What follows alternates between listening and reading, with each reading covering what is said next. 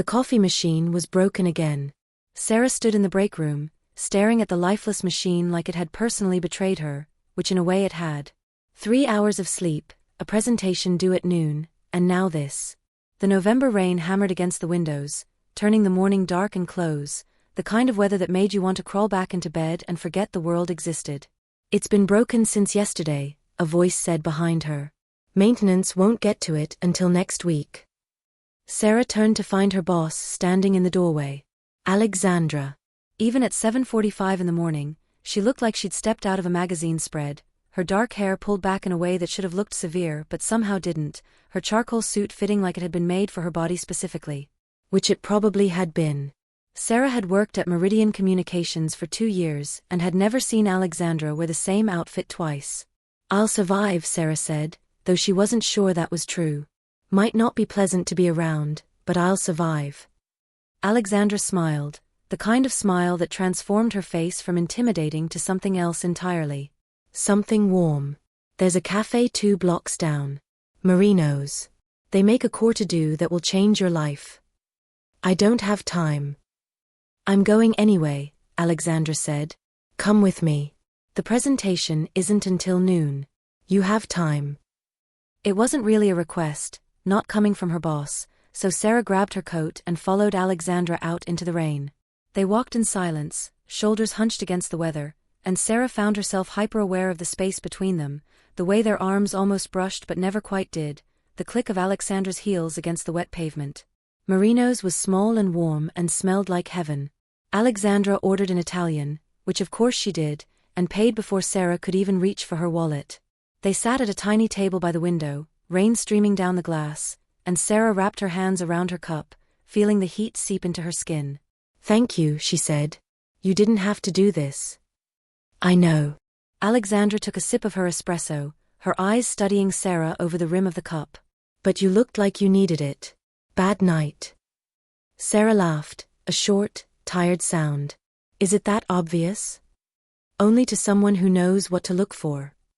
Alexandra set down her cup. "I saw your car in the parking lot when I left last night. It was almost 9. The Morrison account needed." "I know what it needed," Alexandra said quietly. "I also know you've been handling it alone since Rebecca left. That's not sustainable, Sarah." Something in her voice made Sarah look up, made her really look at Alexandra instead of just seeing her boss. There were shadows under her eyes too, faint but there, and a tension around her mouth that Sarah had noticed more and more lately. Alexandra carried the weight of the entire Northeast Division, answered to executives in New York who didn't care that she worked 70-hour weeks, who only cared about numbers and growth and quarterly reports. "You're one to talk," Sarah said before she could stop herself. Alexandra's eyebrow arched. "Excuse me. You were here when I left at 9. Your car was still in the lot." Sarah held her gaze, feeling bold in a way she rarely did at work. "You work harder than anyone in that building.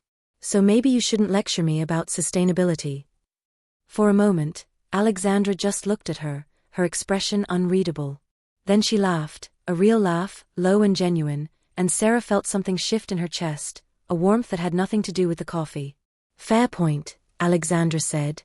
"We're both terrible at taking care of ourselves. At least we're consistent." They sat there as the rain continued, talking about nothing important, and Sarah realized she'd never really talked to Alexandra before. Not like this. At work, every conversation was about deadlines and strategy and client demands. But here, in this small cafe with rain drumming on the roof, Alexandra was different. Softer. Funnier. She told stories about her early days in marketing, back when she'd worked at a firm so small they'd shared a single office and survived on ramen and ambition. "I can't imagine you eating ramen," Sarah said. "You're so polished." "Polished is just another word for tired and well-dressed." Alexandra smiled, but there was something sad in it. "Trust me, I'm as much of a mess as anyone else. I'm just better at hiding it." Sarah wanted to say that she doubted that Alexandra seemed to have everything together in a way Sarah couldn't even imagine. But something in Alexandra's eyes stopped her, a vulnerability that felt like a gift, like Alexandra was letting her see something real beneath the professional armor. "Well," Sarah said, raising her cup, "here's to being beautiful messes." The words came out wrong. She'd meant to say beautiful disasters or just messes, but somehow the words had tangled together and what came out was beautiful messes and worse, she'd emphasized the wrong syllable so it sounded like she was calling Alexandra beautiful, which technically she was but not like that, not in that way, and now Alexandra was staring at her with an expression Sarah couldn't read and oh God, she needed to fix this. I meant, disasters, beautiful disasters, it's just an expression I wasn't. Sarah, Alexandra said, and her voice was quiet, careful. It's fine. But it wasn't fine. Sarah could see it in the way Alexandra's fingers tightened around her cup, the way a faint color had risen in her cheeks, the way she wasn't quite meeting Sarah's eyes anymore. The easy warmth between them had evaporated, replaced by something charged and uncomfortable. They finished their coffee in near silence. Alexandra checked her phone 3 times in 5 minutes. Sarah stared out the window and mentally composed her resignation letter. They walked back to the office without speaking, and when they reached the elevator, Alexandra cleared her throat. Thank you for joining me, she said, her voice back to its professional register. I hope the coffee helps with the presentation. I'm sure it will, Sarah said. Thank you. The elevator doors closed between them and Sarah leaned against the wall, closing her eyes. Stupid. So incredibly stupid. She'd called her boss beautiful. She'd sat there in a cafe having what felt like a real conversation, a real connection, and then she'd ruined it by letting her mouth run ahead of her brain. The presentation went fine. Sarah had worked on the Morrison account long enough that she could have delivered it in her sleep, and the client seemed pleased, nodding in the right places and asking questions that suggested they'd actually been listening. But she barely registered any of it. Her mind kept circling back to that moment in the cafe, to the way Alexandra's expression had changed, to the silence on the walk back. She was packing up her laptop when her phone buzzed. An email from Alexandra. Subject line, Morrison account. Sarah's stomach dropped. This was it. Professional reprimand. A gentle suggestion that she remember appropriate workplace boundaries. She opened the email with the sense that she was pulling off a bandage. Sarah, excellent work on the Morrison presentation. Your insights into their digital strategy were particularly strong. I'd like to discuss expanding your role on the account. Are you available to meet tomorrow at 2? Alexandra. Sarah read it 3 times, looking for subtext, for hidden meanings, for any indication of what had happened that morning. But it was purely professional, the kind of email Alexandra sent a dozen times a day. Which somehow made it worse. They were going to pretend it hadn't happened. They were going to go back to being boss and employee, professional and distant, and that morning would just be an awkward moment they both ignored. She typed back a response confirming the meeting and tried to feel relieved. This was better. This was safer. She didn't need her boss to be her friend. She didn't need those conversations over coffee or the way Alexandra's laugh had made her feel warm and seen. Except she wanted it. That was the problem. She wanted it so badly it ached. That night, Sarah sat in her apartment with her cat curled up beside her and tried to remember when this had started. When had Alexandra stopped being just her intimidating boss and become someone she thought about at odd moments? Someone whose approval mattered more than it should? Someone whose smile made her heart do complicated things? The rain had followed her home, tapping against the windows like it was trying to get her attention. Sarah pulled a blanket around her shoulders and admitted the truth she'd been avoiding for months. She had a crush on her boss. A serious, inconvenient, absolutely going nowhere crush on a woman who was so far out of her league they weren't even playing the same sport. Her phone buzzed. A text from her best friend, Maya. How was work? Still surviving the corporate hellscape. Sarah stared at the message for a long moment, then typed back, I called my boss beautiful today. The response came immediately. What? It was an accident. How do you accidentally call someone beautiful? Sarah explained the whole mortifying story, her thumbs flying over the keyboard. Maya's responses came rapid-fire, a mixture of all-caps horror and laughing emojis and demands for more details. When Sarah finally finished, there was a longer pause before Maya's reply came through. Okay, but real talk. Do you like her? Sarah looked at the question for a long time before answering. Yeah, I think I do. And does she like you? She's my boss, Maya.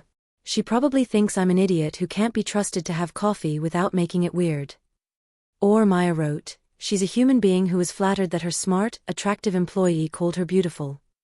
You didn't see her face. No, but I know you. And I know you wouldn't be this twisted up about it if there wasn't something real happening between you two. Sarah wanted to believe that. She wanted to believe that the warmth in Alexandra's eyes that morning had been real, that the conversation had meant something, that the awkwardness at the end had been mutual attraction rather than one-sided embarrassment. But wanting something didn't make it true. I have a meeting with her tomorrow, Sarah typed. To discuss expanding my role on an account. That's good, right? I don't know. Maybe she just wants to make sure I'm focused on work and not being inappropriate. Or maybe she wants to spend more time working with you. You won't know unless you actually talk to her. Sarah knew Maya was right. But the thought of walking into Alexandra's office tomorrow, of sitting across from her and trying to act normal, made her want to call in sick and never go back. She'd worked so hard to be professional, to be good at her job, to prove she belonged at Meridian. And now she'd risked all of it because she couldn't control her stupid mouth. The next day arrived too quickly. Sarah dressed carefully, choosing her favorite blazer and the earrings her grandmother had left her, small talismans of confidence she desperately needed. She practiced what she'd say in the mirror, how she'd apologize without making it worse, how she'd make it clear that she understood professional boundaries and would never cross them again. At 2:00, she knocked on Alexandra's door. Come in. Alexandra was standing by the window, backlit by the gray afternoon light. She'd taken off her suit jacket and her sleeves were rolled up, and something about the casualness of it made Sarah's carefully prepared speech evaporate from her mind. Sarah, Alexandra said, and smiled. Thank you for coming. Please sit. Sarah sat in one of the leather chairs across from Alexandra's desk, her hands folded in her lap to keep them from shaking. Alexandra didn't sit behind her desk like she usually did. Instead, she took the chair next to Sarah, angling it so they were facing each other, close enough that Sarah could smell her perfume, something subtle and expensive. I wanted to talk to you about the Morrison account, Alexandra began, and Sarah braced herself. But first, I owe you an apology. Sarah blinked. I'm sorry. Yesterday morning. At the cafe. Alexandra's eyes met hers, steady and serious. I made it awkward. You said something kind, and I responded poorly. I've been thinking about it all day, and I wanted to make sure you knew that I appreciated the sentiment. Even if it caught me off guard. The words didn't make sense. Sarah had spent the last 24 hours convinced she'd been the one to make it awkward, that she'd crossed a line.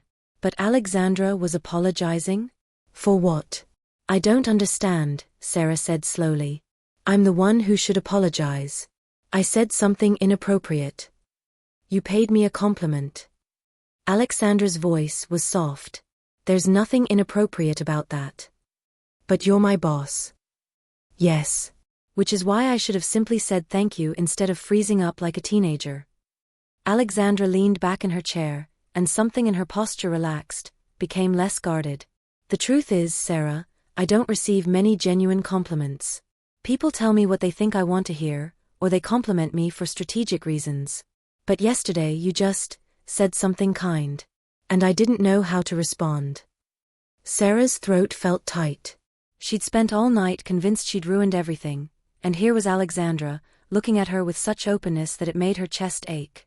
I meant it, Sarah said quietly. What I said. You're remarkable. The way you run this division, the way you handle the executives, the way you somehow manage to be brilliant and kind at the same time. I didn't mean to make you uncomfortable. But I did mean it. The silence that followed wasn't awkward this time. It was full, heavy with things unsaid. Alexandra looked at her for a long moment, and Sarah could see her thinking, weighing something. Why did you come to work at Meridian? Alexandra asked finally. The question surprised her. I needed a job. I'd just gotten my MBA, and Meridian had an opening. No. Alexandra shook her head. Why did you stay? Sarah opened her mouth, then closed it. The real answer felt too revealing, too honest. But Alexandra was looking at her with such genuine curiosity that lying seemed impossible. Because of you, Sarah said. Because in my first week, you stayed late to help me understand our client management system even though you had a board meeting the next morning. Because you remembered my name after we'd only met once. Because you're the kind of leader I want to learn from. She paused. And because working with you makes me want to be better at everything I do. Alexandra's expression shifted, something vulnerable crossing her face. Sarah. I'm sorry, Sarah said quickly. That's probably too much. I just thought if we're being honest. Don't apologize. Alexandra's hand moved, like she was going to reach out, then stopped. Please don't apologize for being honest with me. They sat there in the quiet of the office, the sounds of the building distant and muffled, and Sarah felt like they were balanced on the edge of something. Some decision that couldn't be unmade. The reason I asked you here, Alexandra said finally, was to offer you a promotion. Senior account manager. Your own team. A significant raise. She paused. But now I'm wondering if that's the right thing to do. Sarah's heart sank. Of course. This was the letdown, the gentle explanation that Sarah's feelings made a promotion impossible, that they needed to maintain professional distance. I understand, Sarah said, standing up. Please sit down, Alexandra said, and something in her voice made Sarah obey. I'm not explaining myself well. What I meant is that offering you a promotion might put you in an even more difficult position. I don't understand. Alexandra took a breath, and Sarah could see her gathering courage, making some internal decision. If you accept the promotion, you'll be reporting directly to me. We'll be working together even more closely than we do now. And that might be complicated. Why?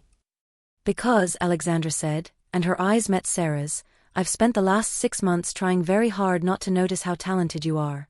How dedicated. How you make everyone around you better just by being yourself. She paused. And failing. Completely failing. The words hung in the air between them. Sarah's heart was beating so hard she was sure Alexandra could hear it. Are you saying? I'm saying that I have feelings for you that go well beyond professional respect. Alexandra's voice was steady, but Sarah could see her hands trembling slightly. I'm saying that yesterday morning, when you called me beautiful, it took every ounce of self-control I had not to tell you that I think you're extraordinary. I'm saying that this is a massive conflict of interest and completely inappropriate, and I'm your boss and I should absolutely not be telling you any of this. She stopped, closing her eyes briefly. But I can't keep pretending I don't feel what I feel. Sarah couldn't breathe. Couldn't think. The entire world had narrowed to Alexandra's face, to the vulnerability in her eyes, to the impossible truth of what she just said. I don't know what to say, Sarah whispered. You don't have to say anything. In fact, you probably shouldn't. Alexandra stood up, putting distance between them, and Sarah could see her rebuilding her professional walls in real time. I've put you in a terrible position. You can forget this conversation ever happened. Take the promotion, don't take the promotion, it won't affect your standing here. I give you my word. What if I don't want to forget? The words came out before Sarah could stop them, reckless and true. Alexandra turned, her expression carefully neutral. Then we have an even bigger problem. Why? Because I'm your boss, Sarah. Because there are power dynamics at play that make any kind of personal relationship ethically questionable at best. Because even if we both want this, acting on it would be a mistake. Would it? Sarah stood up, her heart pounding. Or are you just scared? The words landed like a physical blow. Alexandra's composure cracked, just for a moment, and Sarah saw the truth beneath it. Fear. Not of Sarah, but of wanting her. Of disrupting the careful control Alexandra maintained over every aspect of her life. Yes, Alexandra said quietly. I'm terrified. Because wanting you feels like standing at the edge of a cliff. Because if we do this, if we cross this line, everything changes. Your career, my career, the way everyone at this company sees us. And if it goes wrong? What if it doesn't?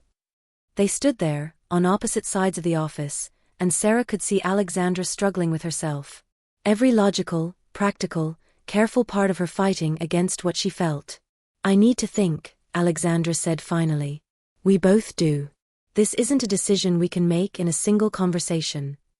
Sarah nodded, even though part of her wanted to close the distance between them, to make the decision for both of them. But Alexandra was right. This was too important to rush. The promotion, Sarah said.